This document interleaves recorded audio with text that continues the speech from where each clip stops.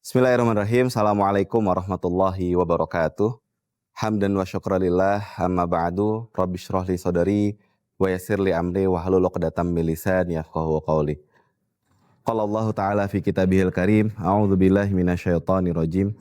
Innal ladzina taqaw idza massahum ta'ifum minasyaitani tadzakkaru fa idza hum mubsirun. Allahumma shalli ala Muhammad wa ala ali Muhammad, amma ba'du. Kaum muslimin yang dirahmati oleh Allah Subhanahu wa taala, ada sebuah kisah tentang seorang pemuda yang mana pemuda ini senantiasa mengisi aktivitasnya, mengisi waktu luangnya dengan beramal soleh, dengan beribadah kepada Allah Subhanahu wa taala. Yang mana telah kita ketahui bersama bahwa setiap dari kita, setiap manusia pasti akan ditimpakan dengan ujiannya masing-masing. Tidak terkecuali dengan pemuda ini. Pemuda yang giat beribadah ini, Allah timpakan sebuah ujian yang sangat luar biasa, yang mungkin kita tidak tahu apakah kita akan berhasil ketika melewati ujian tersebut.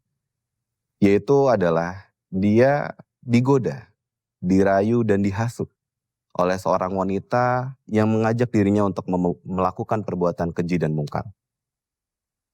Setiap diajak dan setiap dirayu, pemuda tersebut senantiasa menolak, senantiasa tidak mengikuti hawa nafsunya, dan berupaya untuk sekuat tenaga menjaga dirinya dari perbuatan hawa nafsu, dan mengendalikan dirinya dari perbuatan hawa nafsu.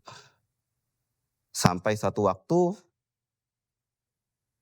upayanya tersebut menemui titik yang sudah pada terendahnya, yaitu ia menuruti hawa nafsunya. Hingga tibalah pada sebuah waktu, pada sebuah momen, pemuda tersebut kemudian bertemu dengan wanita tersebut.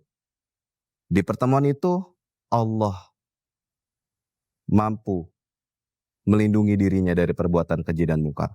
Allah mampu menjaganya dari perbuatan keji dan mungkar. Dengan cara pemuda tersebut Allah buat pingsan. Pemuda tersebut Allah buat tidak sadarkan diri. Hingga pada satu waktu pemuda tersebut akhirnya sadar dan dijenguk kembali oleh wanita yang mengajak dirinya melakukan perbuatan keji. Sampai kemudian Allah lindungi lagi dengan cara diambil nyawanya. Kisah tersebut terdapat dalam kitab tafsir karya Ibnu Katsir rahimahumullah, yang mana kita bisa mengambil sebuah pelajaran bahwa upaya kita dalam menjaga diri kita untuk mengendalikan hawa nafsu akan senantiasa Allah mudahkan jika dalam hati kita terdapat kekuatan untuk mengendalikan hawa nafsu dan mengendalikan diri kita dengan sekuat tenaga.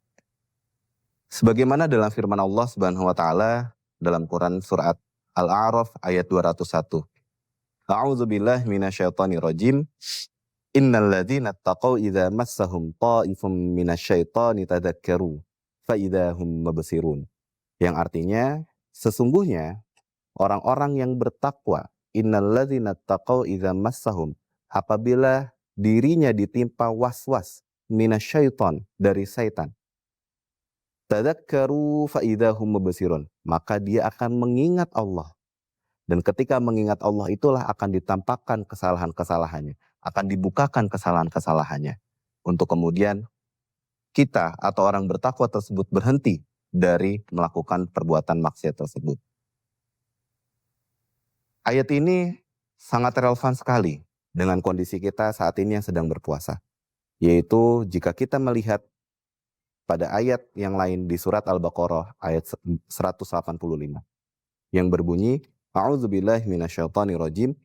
Ya ayyuhalladzina amanu kutiba alaikumusiyam kama kutiba alal ladzina min qablikum la'allakum tattaqun.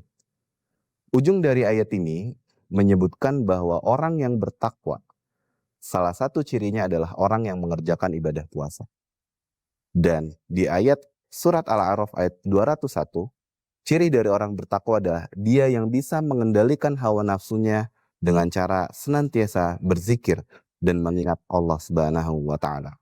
Untuk itu, di bulan yang berbahagia ini, di bulan yang penuh dengan keberkahan ini, marilah sama-sama kita kuatkan kembali, kita maksimalkan kembali, kita upayakan kembali pengendalian diri kita, pengendalian hawa nafsu kita, agar kelak setelah di bulan Ramadan kita bisa lebih bijak, kita bisa lebih kuat lagi dalam mengendalikan diri kita dan dalam mengendalikan hawa nafsu kita.